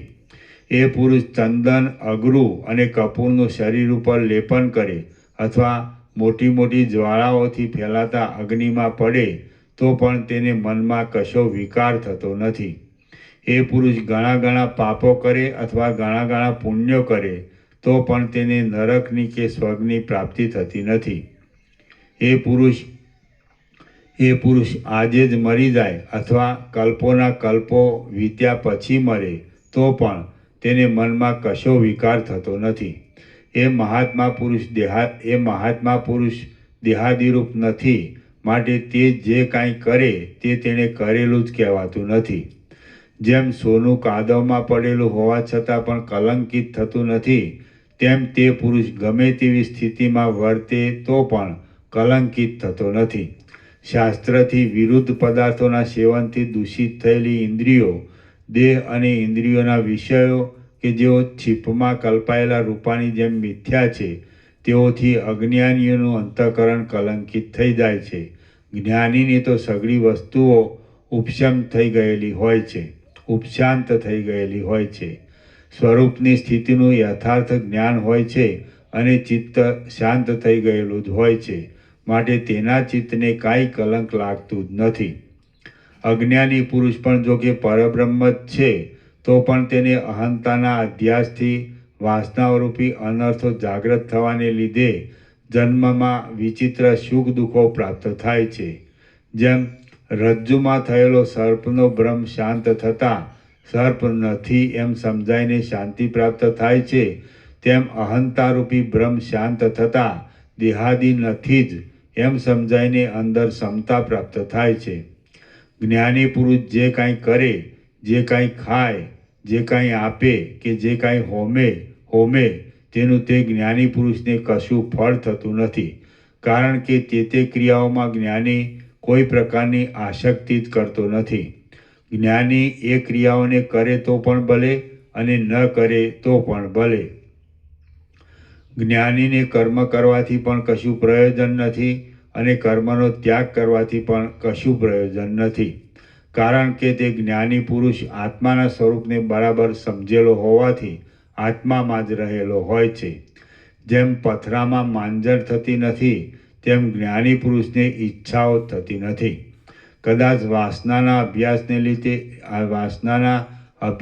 લીધે ઈચ્છાઓ ઉત્પન્ન થાય. કદાચ વાસનાના અધ્યાસને લીધે ઈચ્છાઓ ઉત્પન્ન થાય તો પણ જેમ જળમાં ઉત્પન્ન થયેલા તરંગો જળથી જુદા હોતા નથી, તેમ પોતામાં ઉત્પન્ન થયેલી તે સઘળી ઈચ્છાઓ પોતાથી જુદી નથી. એમ તે પુરુષ સંપૂર્ણ રીતે સમજે છે. આ જે સઘળું જગત છે તે આત્મા છે, અને જે આત્મા છે તે જ સઘળું જગત છે, માટે દ્વૈતરૂપ કંઈ વિભાગ છે જ નહીં, એમ જ્ઞાની પુરુષ સમજે છે. માટે તે જ્ઞાની પુરુષ પૂર્ણ અને પવિત્ર પરમાત્મા રૂપ જ છે. એ પરમાત્મા સત્તા રૂપે સર્વમાં છે, માટે જ્ઞાની પણ સર્વમાં હોવાને લીધે એ અમુક પદાર્થ રૂપ નથી એમ કહી શકાતું જ નથી. શ્રી યોગ વાસિષ્ઠ મહારામાયણમાં ઉપશમ પ્રકરણનો ધ્યાન વિચાર નામનો સર્ગ 56મો સમાપ્ત. સર્ગ 57મો. જે દ્રશ્ય છે તે ચૈતન્ય જ છે. આ 57મા સર્ગમાં ચૈતન્ય પોતાનો સ્વભાવ નહીં જણાયાને લીધે દ્રશ્યપણાને ધારણ કરે છે. માટે જે દ્રશ્ય છે તે ચૈતન્ય જ છે, ચૈતન્યથી જુદું નથી એમ નિરૂપણ કરવામાં આવશે. વશિષ્ઠ બોલ્યા, જેમ મરીમાં તીખાશ રહેલી છે, તેમ આત્મામાં ચૈતન્યપણાને લીધે જે અનુભવ રહ્યો છે તે જ હુંપણા તથા તુંપણા આદિરૂપ ઘટપટાદિરૂપ તથા દેશકાળ આદિરૂપ જગત થયેલું છે. જેમ લૂણમાં લૂણપણું રહ્યું છે, તેમ આત્મામાં ચૈતન્યપણાને લીધે જ અનુભવ રહ્યો છે. તે જ તુંપણા તથા હુંપણા આદિરૂપ ઘટપટાદિરૂપ તથા દેશકાળ આદિરૂપ જગત થયેલ છે. જેમ શેરડીમાં મધુરતા રહેલી છે, તેમ આત્મામાં ચૈતન્યપણાને લીધે જે અનુભવ રહ્યો છે તે જ હુંપણા તથા તુંપણા આદિરૂપ ઘટપટાદિરૂપ તથા દેશકાળ આદિરૂપ જગત થયેલું છે. જેમ પથરામાં કઠિનપણું રહેલું છે, તેમ આત્મામાં ચૈતન્યપણાને લીધે જે અનુભવ રહ્યો છે તે જ હુંપણા તથા તુંપણા આદિરૂપ ઘટપટાદિરૂપ તથા દેશકાળ આદિરૂપ જગત થયેલ છે. જેમ પર્વતમાં જડતા રહેલી છે, તેમ આત્મામાં ચૈતન્યપણાને લીધે જે અનુભવ રહ્યો છે તે જ હુંપણા તથા તુંપણા આદિરૂપ ઘટપટાદિરૂપ તથા દેશકાળ આદિરૂપ જગત થયેલ છે. જેમ જળમાં પ્રવાહ આદિ રહ્યું છે, તેમ આત્મામાં ચૈતન્યપણાને લીધે જે અનુભવ રહ્યો છે તે જ હુંપણા તથા તુંપણા આદિરૂપ ઘટપટાદિરૂપ તથા દેશકાળ આદિરૂપ જગત થયેલ છે. જેમ વૃક્ષમાં શાખા આદિ રહેલા છે, તેમ આત્મામાં ચૈતન્યપણાને લીધે જે અનુભવ રહેલો છે તે જ જાણે હુંપણા તથા તુંપણા આદિરૂપ ઘટપટાદિરૂપ તથા લોક આદિરૂપ થયેલ હોય તેમ સ્ફુરે છે. જેમ આકાશમાં શૂન્યપણું રહ્યું છે, તેમ આત્મામાં ચૈતન્યપણાને લીધે જે અનુભવ રહ્યો છે તે જ તુંપણા તથા હુંપણા આદિરૂપે ઘટપટાદિરૂપે તથા લોક આદિરૂપે દેખાય છે. જેમ આકાશમાં છિદ્રપણું રહ્યું છે, તેમ આત્મામાં ચૈતન્યપણાને લીધે જે અનુભવ રહ્યો છે તે જ હુંપણા તથા તુંપણા આદિરૂપે ઘટપટાદિરૂપે તથા આદિરૂપે દેખાય છે.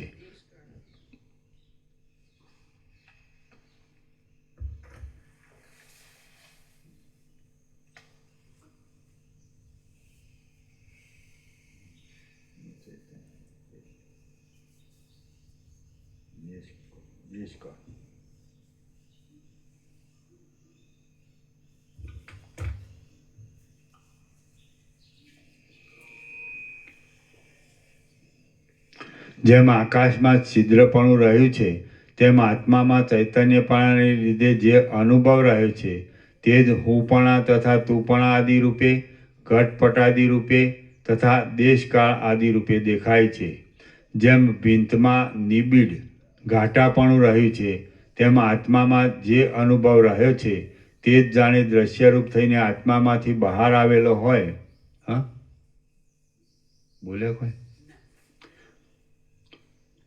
જેમ ભીંતમાં નિબિડ ઘાટાપણું રહ્યું છે તેમ આત્મામાં જે અનુભવ રહ્યો છે તે જ જાણે દ્રશ્યરૂપ થઈને આત્મામાંથી બહાર આવેલો હોય તેમ હુંપણા તથા તુંપણા આદિ રૂપે દેખાય છે. આત્મામાં પોતાથી જે સત્તારૂપ અનુભવ રહ્યો છે તે જ જાણે હુંપણા તથા તુંપણા આદિરૂપ, ઘટપટાદિરૂપ તથા જીવોરૂપ થયેલ હોય એમ લાગે છે.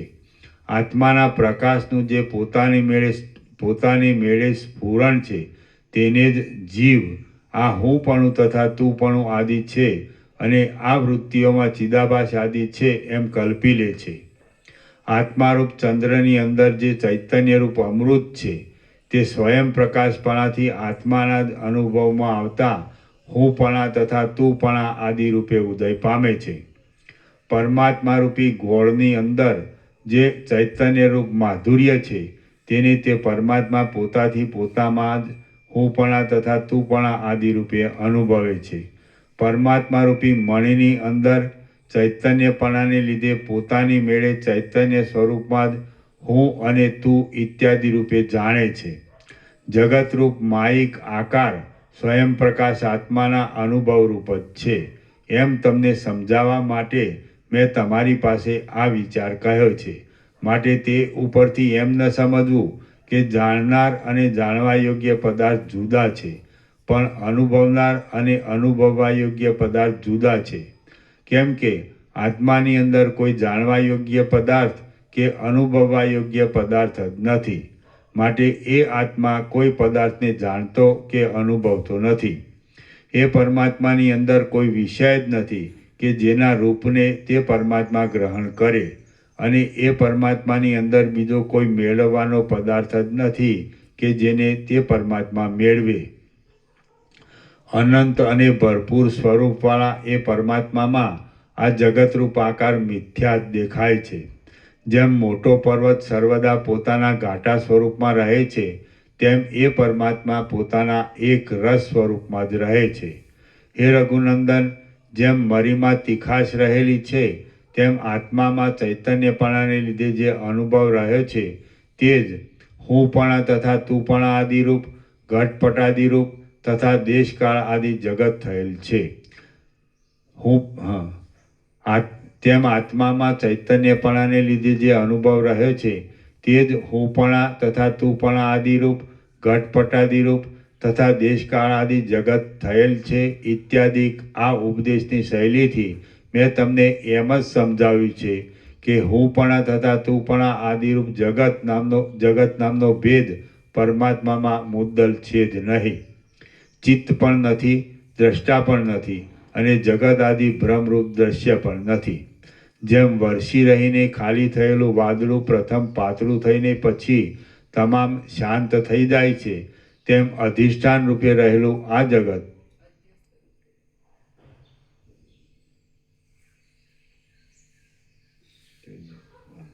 અધ્યસ્ત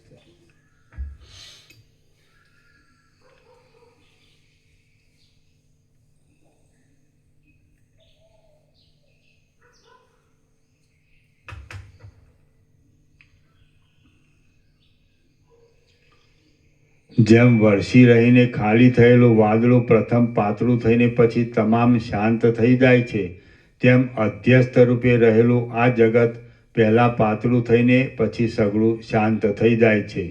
જેમ જળ પ્રવાહરૂપ હોવાથી પોતામાં જ ચક્રી આદિ આકારોને પ્રાપ્ત થાય છે તેમ પરમાત્મા અનુભવરૂપ હોવાથી પોતામાં જ અહંકાર આદિ આકારોને પ્રાપ્ત થાય છે.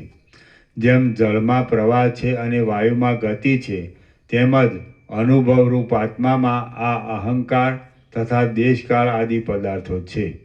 તત્વવેત્તા પુરુષ પોતાના જાણનારપણામાં જાણનાર તથા જાણવાનો વિષય એ અંશો કલ્પિત છે અને જાણ કૌંસમાં જ્ઞાન એ અંશત સત્ય છે એમ જ્ઞાનની વૃદ્ધિને લીધે સમજે છે. અને અજ્ઞાની પુરુષ તો ઇન્દ્રિય આદિના અધ્યાસને લીધે પોતાના જાણનારપણામાં જે હું જાણનારો છું તે જીવ છું અને જે જાણવામાં આવ્યું છે તે મારો વિષય છે ઇત્યાદિ ભેદને સમજી લે છે. અજ્ઞાની જે વાસનાને લીધે જે વિષયના જ્ઞાનથી જે પ્રકારે જેવી તૃપ્તિ થાય છે તે વાસના રૂપે તે વિષયો રૂપે તે પ્રકાશ રૂપે અને તેવી તૃપ્તિ રૂપે પરમાત્મામાં જ વિવર્ત પામે છે. પરમાત્મા કે જેથી ભિન્ન કોઈ પદાર્થ જ નથી તેમાં જે જુદાઈ જેવું સમજવામાં આવે છે તે ભૂલ જ છે. જે અવિદ્યા છે તે જીવનું જીવન છે અને જે માયા છે તે ઈશ્વરનું જીવન છે. કારણ કે જીવપણું અવિદ્યારૂપી ઉપાધિથી અને ઈશ્વરપણું માયારૂપી ઉપાધિથી થયું છે. એ બંને ઉપાધિઓને દૂર કરી દેતા ઈશ્વરને અને જીવને ચૈતન્ય સ્વરૂપમાં કાંઈ ભેદ નથી. જેમ ઈશ્વરના અને જીવના ચૈતન્ય સ્વરૂપમાં કાંઈ ભેદ નથી તેમ ઈશ્વરના અને પરમાત્માના પણ ચૈતન્ય સ્વરૂપમાં કાંઈ ભેદ નથી. માટે જે કાંઈ છે તે શાંત અખંડિત ચૈતન્ય જ છે એમ સમજો. જે સઘળું જગત છે તે એક આદિથી મધ્યથી તથા અંતથી રહિત સ્વયં પ્રકાશ અનુભવ માત્ર વિષયોથી રહિત અને વિશેષણોથી રહિત શાંત બ્રહ્મ જ છે. આ જે સઘળું જગત છે તે બ્રહ્મ જ છે એમ જે મારે બોલવું પડે છે તે પણ તમને સમજાવવા માટે બોલવું પડે છે. કેમ કે અત્યંત વાસ્તવિકપણે વિચાર કરતા તો જગત મુદ્દલ છે જ નહીં એવો સિદ્ધાંત વિદ્વાનોએ સ્વીકાર્યો છે. શ્રી યોગવાસિષ્ઠ મહારામાયણમાં ઉપશમ પ્રકરણનો ભેદ નિરાશ નામનો સર્ગ 57મો સમાપ્ત. 704. ઓમ ઓમ ઓમ.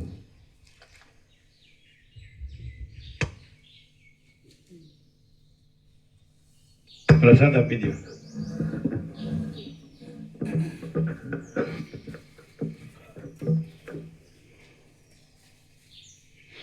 આમ 13મી સપ્ટેમ્બર સાંજે જ ચાલુ કર્યું. 13મી સાંજે એટલે 17 દિવસે 17.5 દિવસ અને 18મી તારીખ 17 ને 18 35 દિવસ એટલે 35 × 70 એટલે 700.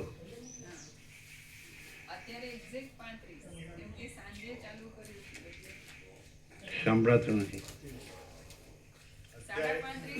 સપ્ટેમ્બરના 17.5 દિવસ ને અને 18 એટલે 17 34 35 અને 35 દિવસ એટલે 35 × 70 700.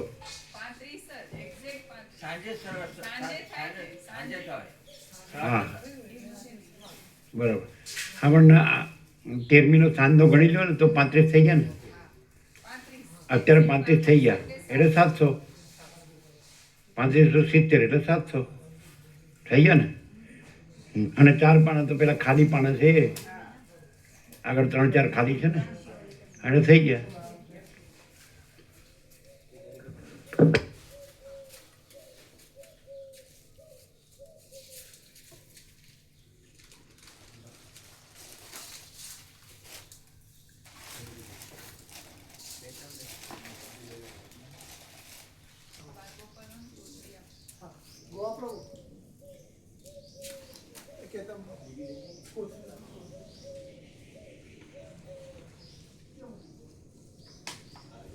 અત્યારનો ગણી એટલે 35 થયા ને. 13મીનો સાંજનો ગણો અને અત્યારનો ગણો એટલે 35 થયા ને એટલે 700.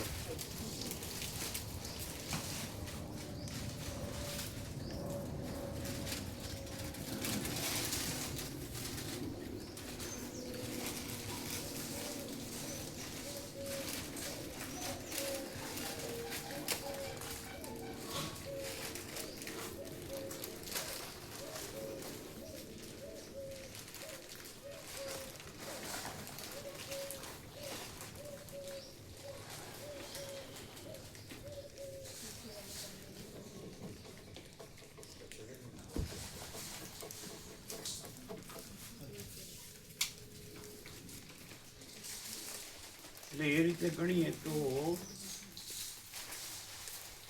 1756 અને 10 ભાગીએ તો એક દિવસના 20 પાના ને, એટલે 1756 ને 20 ભાગવાનું. પણ હજી વચ્ચે 23 પાના ભાગ 1 અને ભાગ 2 ની વચ્ચે ગેપ છે થોડા પાનાનો. એ એવું ના ગણવાનું હોય, રાઉન્ડ અબાઉટ ગણવાનું. હા એ બરાબર. 1756 ને 20 ભાગવાના ને, એટલે કેટલા પાના? બહુ ન હોય. કેટલા પાના નથી? 23 પાના નથી ખાતો. હે 23 પાના નથી વચ્ચે. નથી. કુલ થઈને 3 એની અને વચ્ચે આગળ 3 ગયા ને, 3 કે 4? 3 હા એ થઈને 23 છે. અમે જોયું નથી પણ 23 પાનાનો ફરક એ બધા થઈને આગળના ગયા પણ 23 બાદ કરવો, પણ 1756 બાદ કરવો, 1733 હા 33 એટલે કેટલા થયા? 1733 એના ભાગ્યા 1733. હા એના ભાગ્યા કેટલા કરીએ? 20. 20 રોજના 86 દિવસ 86.65 86 દિવસ અને 90 દિવસ ગણો 90 હા તો આપણે 3 મહિના બરોબર છે. બરોબર છે. હા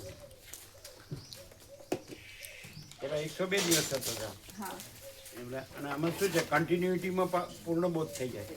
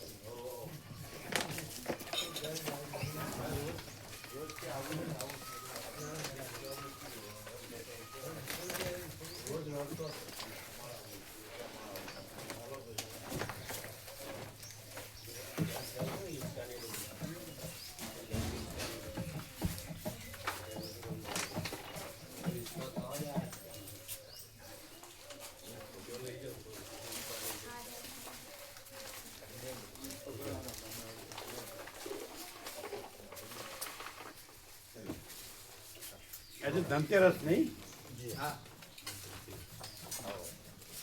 ધનતેરસમાં શું કંસાર બનાવે?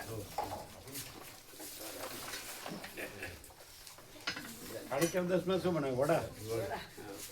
તો ગોટા બનાવે છે. વડા બનાવે. વડા ગોટા બનાવે. વડા બને. વડા પછી દિવાળી, બેસતું વરસ. દિવાળી બધા તમારે તો ત્યાં જમવાનું થશે એટલે ઓછા આવશે. કેમ? એ બેસતા વર્ષના દિવસે છે. બેસતા વર્ષના દિવસે સામેત્રીમાં પણ છે અને રખિયાલમાં પણ છે. સમગ્ર ચૌધરી સમાજનું જમણવાર રખિયાલમાં પણ છે અને સામેત્રીમાં પણ. અને દિવાળી દિવાળીમાં તો એવું જનરલ નથી. પોતપોતાના ઘેર કંઈક ઉજવો તો બરોબર છે. તો દિવાળી તો અહીંયા આવે ને હા, બધા. દિવાળી વાત કરી છે બધાનું. એટલે 9 થી 11 તત્વબોધનો લાભ મળે ને. એટલે વાત કરી છે બધાને. તત્વબોધ 9 થી 11 તત્વબોધનો લાભ મળે ને, એને માટે જ છે આ. ભગવાનના વ્યાપક વાર્ષિકોત્સવ છે એ 9 થી 11 મેઇન છે. હા.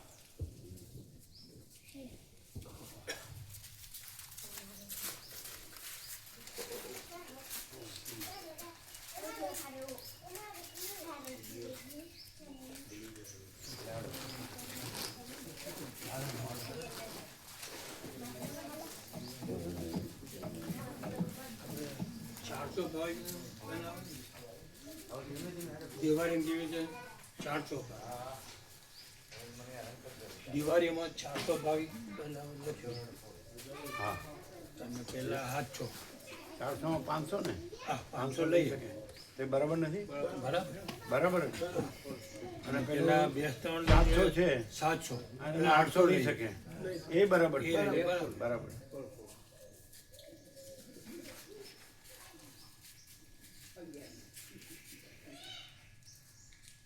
શું આપ્યું?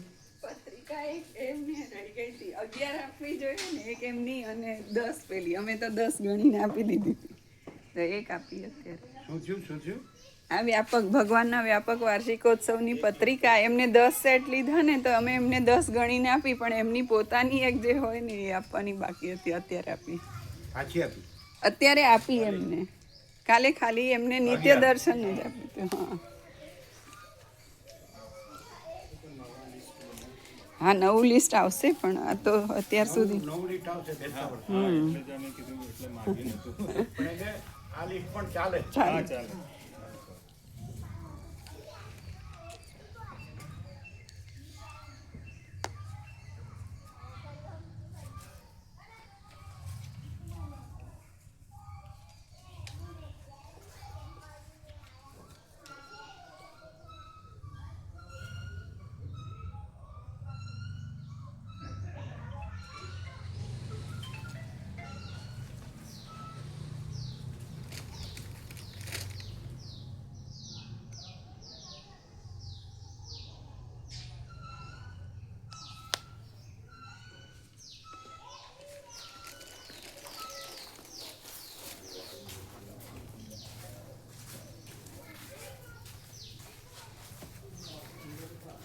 આ બધું લઈ લેજો. હા એ લઈ લેજો બધું. પેલું વાળી લેવાનું.